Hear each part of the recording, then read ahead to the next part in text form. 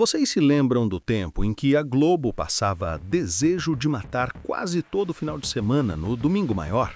Bons tempos, não é mesmo? Não entendo a razão para a emissora parar de exibir esses clássicos.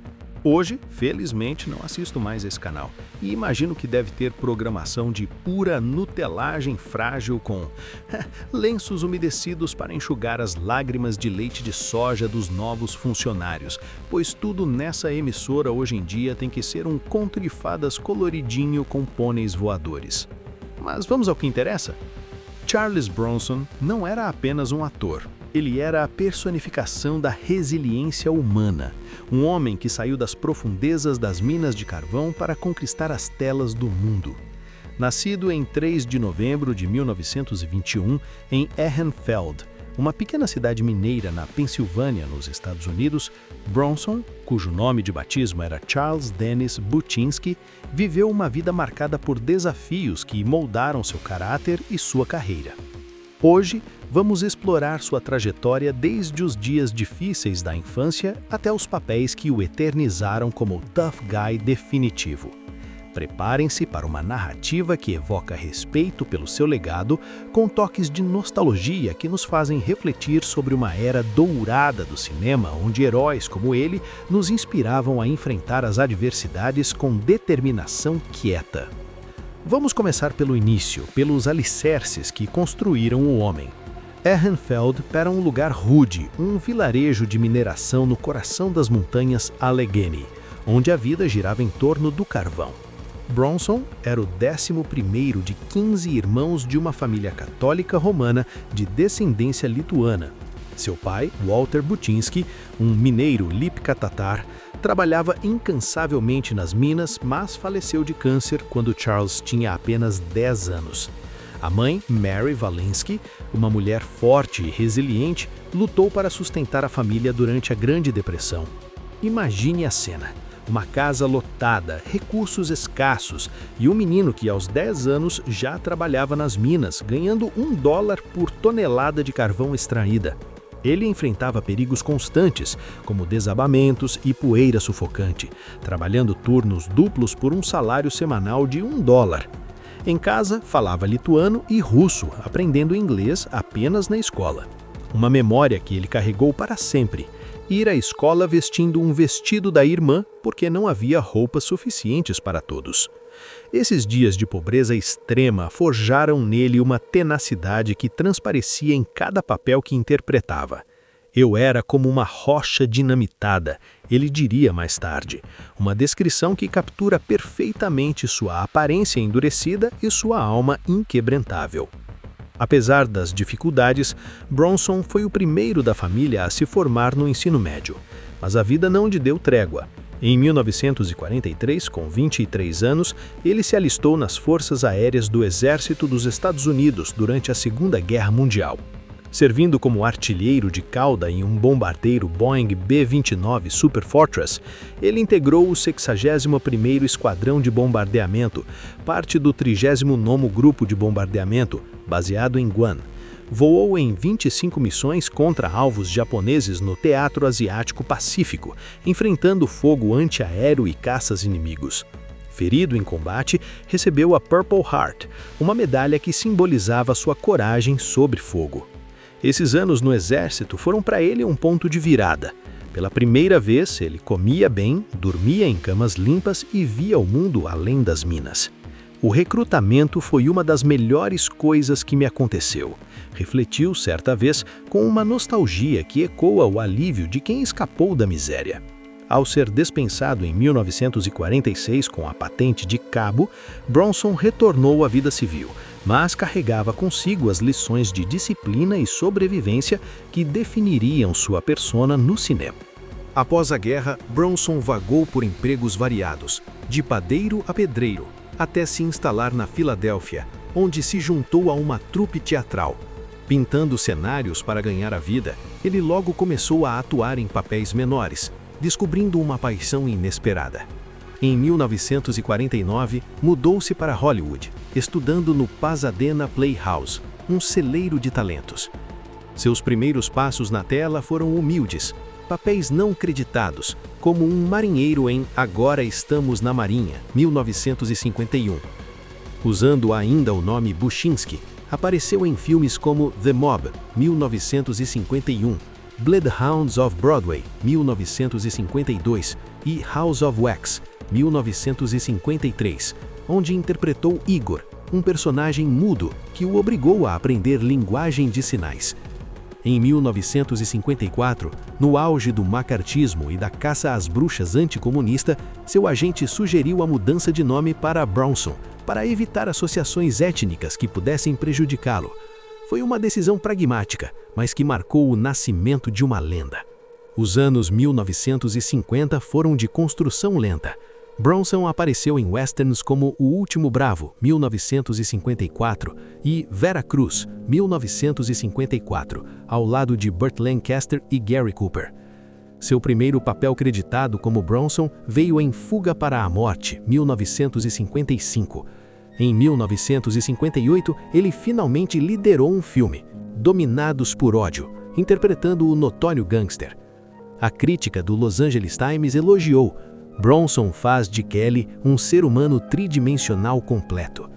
No mesmo ano, estrelou a série de TV Man with a Camera, 1958 a 1960, como o fotógrafo Mike Kovac, um detetive que usava sua câmera para desvendar crimes. Foram 29 episódios que o ajudaram a aprimorar sua presença na tela, com uma voz grave e um olhar penetrante que transmitiam autoridade sem esforço. Participou de episódios de séries clássicas como Have Gun Will Travel, The Red Skelton Show e Alfred Hitchcock Apresenta, acumulando experiência que o prepararia para o estrelato. A década de 1960 marcou sua ascensão. Em 7 Homens e um Destino, de 1960, Bronson interpretou Bernardo O'Reilly, um dos 7 pistoleiros contratados para proteger um vilarejo mexicano. Ao lado de Yul Brynner, Steve McQueen e James Coburn, ele roubou cenas com sua intensidade quieta. O filme, um remake de Os 7 Samurais de Kurosawa, foi um sucesso na Europa, apesar de um desempenho modesto nos Estados Unidos. Ganhou $50 mil pelo papel, uma fortuna para ele na época.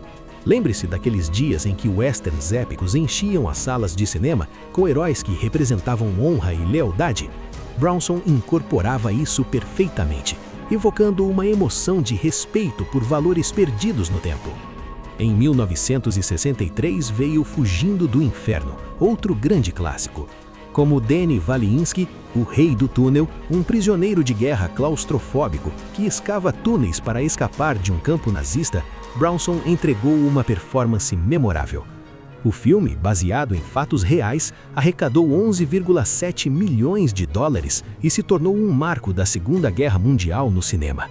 Sua química com o elenco estelar, incluindo McQueen e Richard Attenborough, destacou sua habilidade em papéis de apoio que roubavam o show.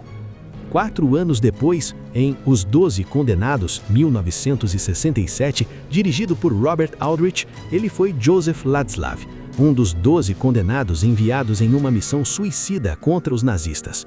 O filme foi um blockbuster, solidificando sua imagem de soldado durão. Mas foi na Europa que Bronson encontrou o estrelato verdadeiro. Em 1968, Sergio Leone o escalou para Era uma Vez no Oeste, um western épico. Como o misterioso Harmônica, um pistoleiro em busca de vingança, Bronson enfrentou Henry Fonda em um duelo icônico. O filme vendeu milhões de ingressos globalmente e Leone o chamou de o maior ator com quem já trabalhei.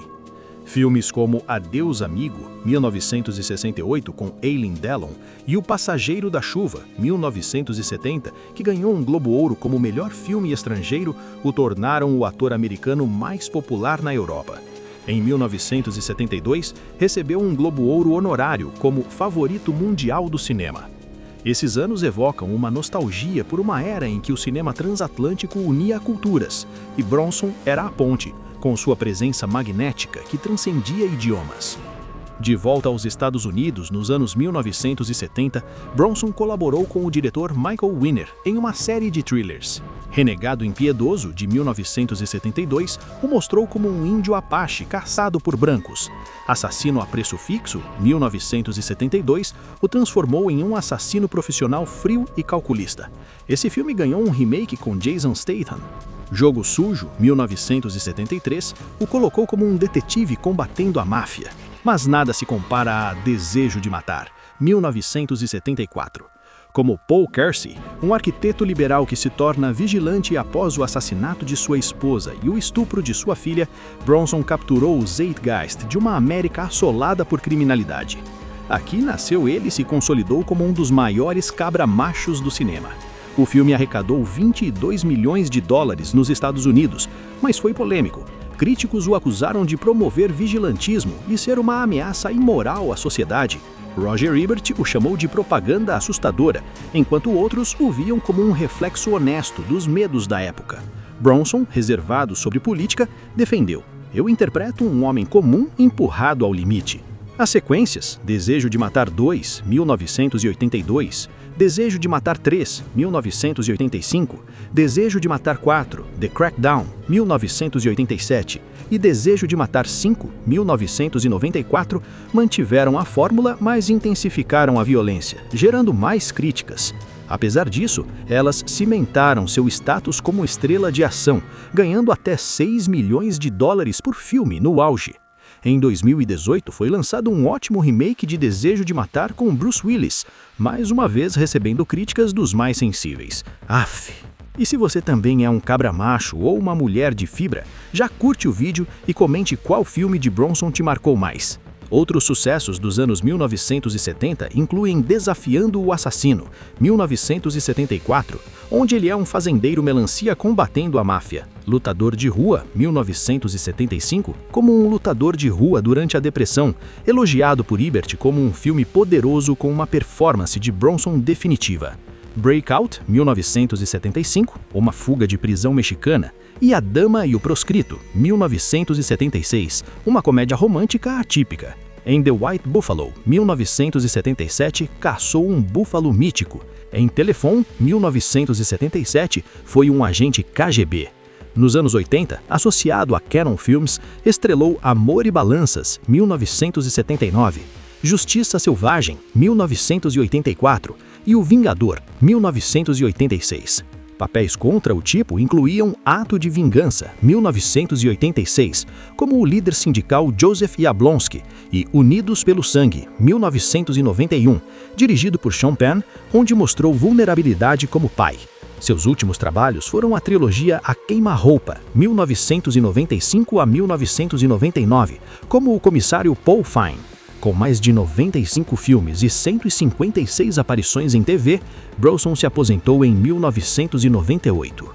Em 30 de agosto de 2003, aos 81 anos, no Cedars-Sinai Medical Center, em Los Angeles, vítima de falha respiratória, câncer de pulmão metastático, doença pulmonar obstrutiva crônica e cardiomiopatia congestiva, ele faleceu, deixando um legado que se tornou um dos maiores no cinema. Foi sepultado no cemitério Brownsville, em West Windsor, Vermont. Seu legado? Um ator que projetava força estoica e carisma ambíguo, influenciando o gênero de ação. Filmes como 7 Homens e um Destino e Era uma Vez no Oeste estão no Registro Nacional de Filmes. Ele ganhou um Globo de Ouro em 1972 e uma estrela na Calçada da Fama em 1980. Ao refletir sobre Bronson, sentimos uma emoção profunda de respeito. Lembre-se daqueles heróis silenciosos que nos ensinavam que a verdadeira força vem da adversidade superada.